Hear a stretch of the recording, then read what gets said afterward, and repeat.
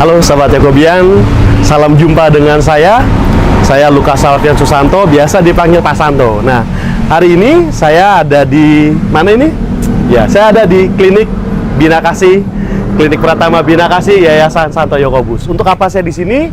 Hari ini atau kali ini kita akan membahas atau mengenal lebih jauh berbagai hal tentang kesehatan gigi dan mulut, terutama tentang kesehatan gigi. Oleh karena itu, saya hadir di sini di Klinik Pratama Bina Kasih Yayasan Santo Yakobus untuk bertemu dengan salah satu narasumber kita, seorang dokter gigi yang buka praktek di tempat kita, yang sudah berkarir di tempat kita. Dan mari kita ke dalam, kita tanya-tanya, kita bincang-bincang lebih jauh tentang kesehatan gigi dan mengenal gigi lebih jauh.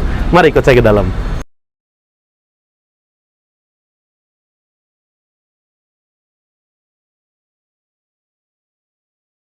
Sahabat Yakobian, kita hari ini akan mengenal dan berbincang-bincang dengan narasumber kita yang tadi sudah saya bilang bahwa saya berada di sebuah klinik yang dekat dengan kehidupan kita, yaitu klinik Bina Kasih Pratama Yayasan Santo Yakobus. Ya, saya sudah ditemani dengan seorang narasumber, ini dokter gigi kita. Silakan, dokter siapa namanya? Halo sahabat Yakobian, perkenalkan aku dokter Berliana. Ya, dokter Berliana. Ya, dokter Berliana ini adalah dokter gigi di Klinik Pratama Bina Kasih. Bukan begitu, Dok? Betul sekali. Aku praktek di sini di hari Rabu. Oh, jadi kalau sahabat Yakobian mau ke sini ngecek-ngecek giginya, mau ketemu dokter Berliana nanti setiap hari Rabu, gitu ya, Dok? Iya. Iya, jadi sahabat Yakobian, hari ini kita akan mengenal seputar gigi, berbagai macam penyakitnya, mungkin kesehatan gigi dan semua hal kita akan kupas secara mantap di sini bersama dokter Berliana. Untuk itu gak usah lama-lama, langsung aja nih saya mau tanya sama dokter. Dok, boleh. Kalau kita ngomong soal gigi nih, biasanya kan itu ngaruhnya sama makanan ya. Bener. Ya, apa yang kita makan, kalau ompong sih mungkin susah gitu. Nah, ini kalau masalah gigi nih, sebenarnya setiap kita makan itu apakah harus selalu sikat gigi atau bagaimana sih, atau berapa lama kita sikat gigi itu setiap makan sikat gigi, setiap makan sikat gigi, atau harus berkumur aja atau bagaimana? Oke, jadi sebenarnya teman-teman semua kalau sikat gigi itu sehari 2 kali cukup. Kapan? Yang paling penting itu adalah pagi hari 30 menit setelah kamu sarapan dan malam hari sebelum kamu tidur. Nah, cuman kalau intensitas kamu makannya meningkat nih, misalnya suka nyemil, apalagi nyemil-nyemil makanan yang manis, snack, segala macam kayak gitu, baiknya intensitas sikat gigi pun ditambah, jadi bisa 3 kali sehari gitu. Nah, sebenarnya selain dari waktu kamu sikat gigi, juga cara sikat gigi, terus jenis sikat giginya itu juga bisa mempengaruhi kebersihan gigi dan mulut kamu gitu. Oh, jadi emang sebenarnya itu anjuran dari kecil ya, dari kecil juga kan saya diajarin ya. Tuh sama dokter gigi pertama orang tua saya gitu ya. Oh, iya. Dan sama dokter gigi diajarin tuh memang sikat gigi tuh sehari 2 kali. Memang itu udah cukup ya sebenarnya, sehari 2 kali. Cukup banget sehari 2 kali tuh, dan yang pokoknya paling penting pagi hari sama malam hari sebelum tidur. Jadi gitu. Pagi hari sama malam hari sebelum tidur. Itu kenapa ya, Dok, harus pagi dan malam? Boleh nggak kalau saya siang sama sore atau pagi sama sore? Kalau misalnya pagi, kita kan perlu untuk membersihkan gigi nih, karena apalagi setelah sarapan, pokoknya kita perlu supaya gigi kita tuh bersih. Nanti kan kita baru makan lagi siang, berarti kita perlu giginya cukup bersih tuh selama berapa jam. Seandainya kita setelah sarapan kita sikat gigi jam 7, berarti kita kurang lebih makan jam 12, gigi kita bersih dalam waktu 5 jam. Itu tetap bersih terus kondisi gigi kita. Nah, kalau malam hari kenapa perlu? Kita kan akan istirahat tuh berapa jam. Kalau gigi kita kotor ya bakteri di dalam mulut kita kan nggak istirahat tuh. Waktu kita istirahat tetap ada kan bakterinya dan tetap bekerja di dalam mulut kita gitu. Jadi itu ya, kenapa harus pagi dan malam ya? Pagi sama malam harinya. Nah, Dok, kalau kita mau sikat gigi nih tadi nggak mungkin dong pakai jari gini kan? Iya dong. Ya. Jadi pasti kalau sikat gigi tuh kita pakai sikat alat ya, sikat gigi. Nah, kan banyak tuh di pasaran tuh sikat gigi, jenis-jenis sikat gigi. Ada yang kalau di iklan-iklan ya, ada yang ujungnya besar, ujungnya kecil, gagangnya bengkok, gagangnya miring. Sebenarnya mana yang paling bagus atau yang paling sesuai dengan gigi kita agar bersihnya benar-benar tadi dokter bilang kan maksimal? Bener banget. Sekarang apalagi kalau teman-teman semua ke supermarket, itu kan banyak banget tuh pilihan sikat gigi di supermarket kalau dilihat. Nah, sebenarnya yang paling penting itu pilih ujung kepala sikat giginya tuh yang kecil sama membulat. Jadi teman-teman semua kalau sikat gigi itu bisa sampai ke ujung-ujung sudut paling belakangnya. Kepala ujungnya kecil ya? Iya, ujungnya kecil. Terus kedua, bulu sikatnya nggak perlu yang macam-macam sih kalau memang gigi kita nggak bermasalah gitu. Jadi bulu sikatnya cukup yang rata aja, terus pilih bulu sikatnya tuh yang cukup yang soft gitu. Karena kan ada macam-macam tuh, ada yang extra soft, medium soft. Biasa sih kalau dari saya lebih menyarankan untuk penggunaan sikat gigi yang soft aja. Jadi terus yang normal ya? Iya. Nah, terus untuk gagang sikatnya sebenarnya itu balik lagi ke kenyamanan saat menggunakan. Tapi biasanya lebih nyaman kalau kita menggunakan gagang sikat gigi itu yang lurus aja gitu. Cuman balik lagi, kalau untuk gagang itu balik lagi ke kenyamanan saat penggunaan tiap orang. Jadi yang paling penting adalah bagian depannya itu ya, bukan gagangnya ya. Iya. Soalnya kalau gagangnya kan nggak pakai buat nyikat ya. Iya. Jadi itu, sahabat, kalau kita milih sikat gigi tuh perhatikan di sikatnya sama bentuk depan ujung sikat giginya kepala ya. sikatnya. Gitu. Nah, Dok, tadi kan kita dikasih tahu nih kenapa sikat gigi pagi sama malam, terus buat alat sikat gigi juga sikat gigi pilihnya yang seperti itulah ya, yang standar banget untuk kesehatan gigi. Kalau misalnya saya nggak sikat gigi nih, atau biasanya ngasih tahu anak kecil kan susah nih, adik-adik kecil yang di rumah sikat gigi itu kadang-kadang susah, males. Nah, apa aja sih yang muncul itu kalau penyakit gigi yang paling sederhana tapi kita nggak sadar tiba-tiba sakitnya parah gitu, tiba-tiba nyut itu apa aja, Dok? Nah, sebenarnya kalau untuk keluhan di gigi dan mulut yang paling sering dirasakan sama orang-orang atau enggak yang sering dokter gigi temen itu biasanya adalah gigi berlubang sama karang gigi gitu. Itu adalah keluhan yang paling umum yang dirasakan di rongga mulut gitu. Jadi paling banyak itu gigi berlubang sama karang gigi. Nah, gigi berlubang sejauh mana yang bikin kita tuh tahu gigi kita nih harus ke dokter gigi gitu? Jadi kan kadang-kadang nggak kelihatan kan ya, saya kalau ngaca, ih rapi aja nih gigi dia, bagus ya, nggak ada bolong-bolong. Keluhan apa-apa. Nah, tapi tiba-tiba gitu. sakit. Nah, itu gimana ya mendeteksinya, mengenalinya? Nah, sebenarnya kita kenalan dulu nih sama struktur gigi. Kalau kita ngaca di kaca kelihatan nih gigi itu warnanya putih. Nah, bagian yang kalian kelihatan waktu di kaca itu adalah mahkota giginya. Nah, selain ada mahkota gigi, ada juga namanya akar gigi. Akar gigi itu tertanam di dalam dan ketutupan sama gusi kita gitu. Nah, abis itu gigi sendiri itu ada berbagai lapisannya. Oh, jadi nggak cuma akar gitu ya? Mahkota sama akar gigi doang. Nah, si bagian mahkotanya itu sendiri juga ada beberapa lapisan. Yang pertama, yang paling luar yang kelihatan itu namanya enamel. Nah, itu jaringan yang paling keras. Kedua, lapisan keduanya namanya dentin. Dan yang terakhir yang paling dalam itu namanya pulpa. Nah, di pulpa ini itu tuh berisi saraf, pembuluh darah yang membuat gigi kita jadi hidup gitu. Nah, kalau misalnya lubang di gigimu baru mencapai di lapisan pertama yaitu di enamel, biasanya sih kamu belum merasakan ada keluhan sama sekali. Cuman kalau kamu ngaca nih, kepo ngeliatin giginya, nah biasanya di situ udah mulai tanda-tanda garis hitam tuh di giginya. Pokoknya udah mulai ada hitam-hitam. Tapi masih kecil biasanya. Nah, tapi kalau udah sampai ke lapisan kedua yang dentin itu, biasanya udah mulai tuh ada keluhan. Biasanya sih suka berasa linu kalau misalnya kamu mengkonsumsi makanan atau minuman dingin. Bahkan kalau ngunyah makanan juga terkadang suka terasa linu. Nah, kalau misalnya udah sampai ke jaringan yang ketiga, gimana, Dok?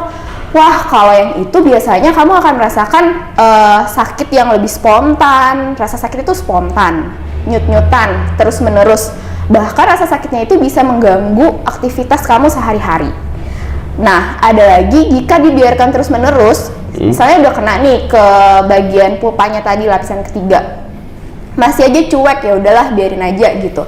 Nah, lama-lama bisa ada infeksi di bagian ujung akarnya itu. Nah, kalau udah sampai infeksi kayak gitu, biasanya kamu bakal timbul bengkak di gusi dan biasanya bakal ada rasa sakit.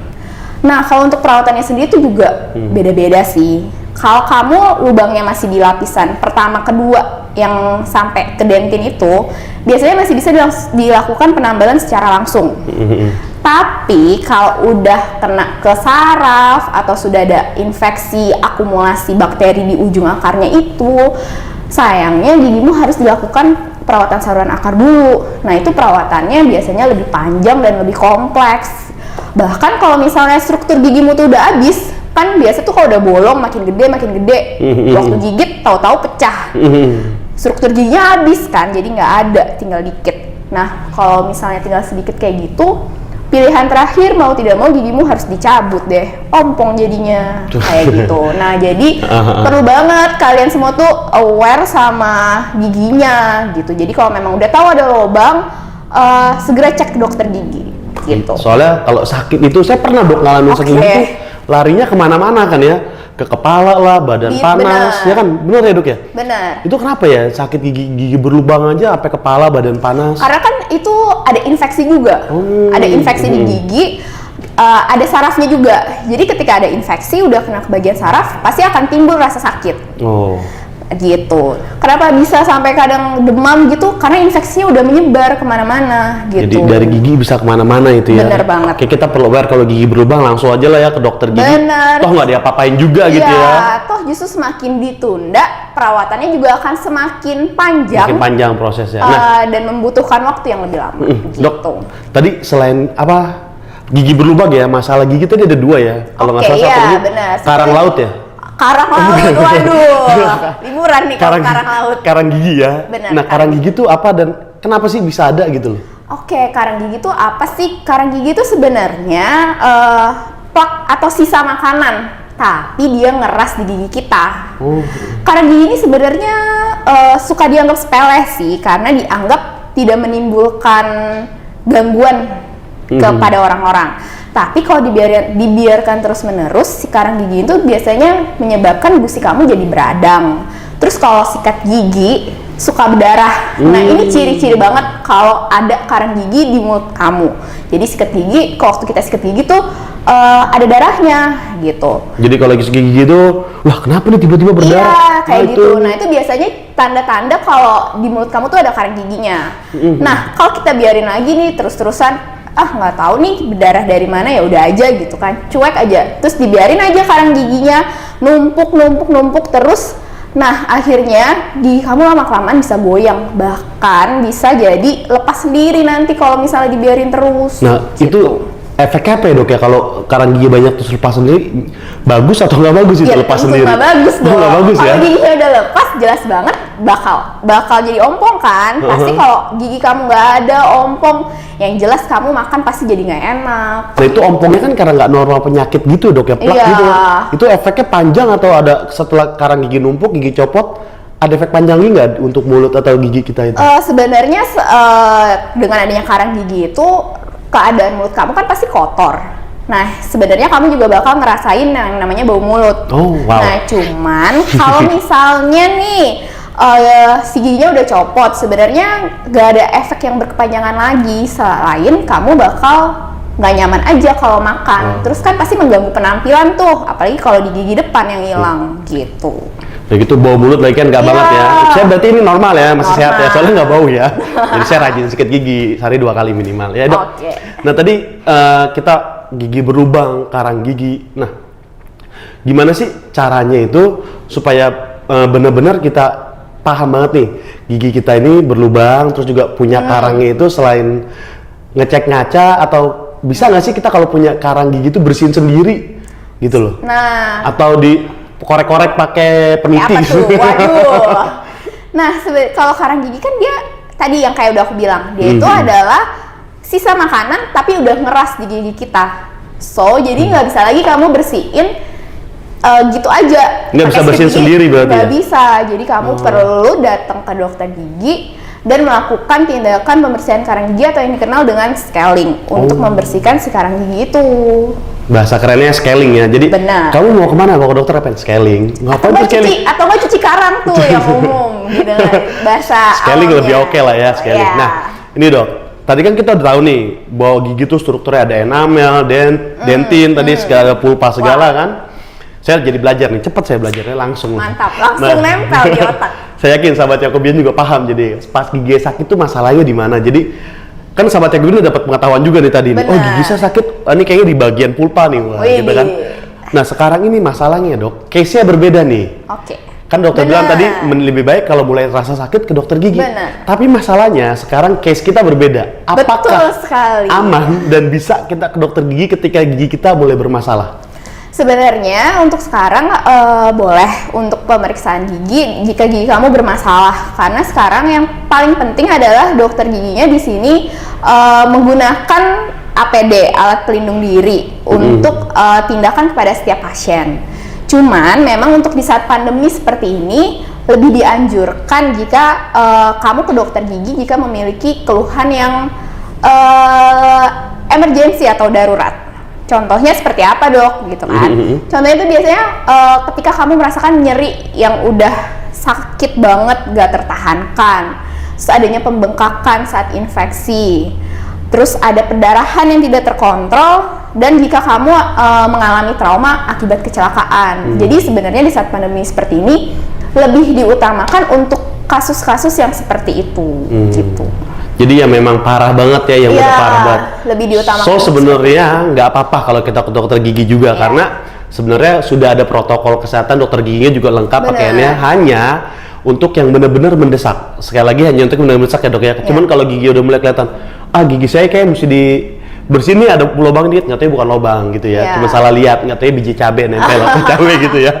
Jadi nggak kayak gitu juga gitu. Jadi ke dokter gigi itu benar-benar dengan saat yang mendesak. Iya. Jadi untuk bisa kondisi gitu sekarang. ya. Untuk kondisi saat ini tetap bisa ke dokter gigi, tapi dengan kondisi-kondisi darurat seperti itu, dan kita juga dokter giginya menggunakan alat pelindung diri. Nah, begitu sahabat Yakobian. Saya rasa penjelasannya sudah mantep ya. Kita sudah kenal nih gigi kita kayak apa, terus cara menyikat gigi, durasi menyikat gigi, gitu kan, bentuk-bentuk sikat gigi. Tadi udah dijelaskan oleh dokter gigi kita nih, dokter Benny ada tadi ya. Udah dijelasin bahwa karang gigi, penyakit gigi juga apa aja. Nah, sahabat Yakobian, untuk saat-saat seperti ini lebih baik kita mencegah. Jangan sampai malah tadi ada harus keluhan-keluhan. Ya, malah makin parah kan. Jadi jaga kesehatan gigi kita dan perhatikan selalu kebersihan gigi kita. Begitu. Terima kasih dokter atas informasinya, atas masukannya tadi, banyak banget tips-tipsnya supaya kita menjaga kesehatan gigi dan mulut.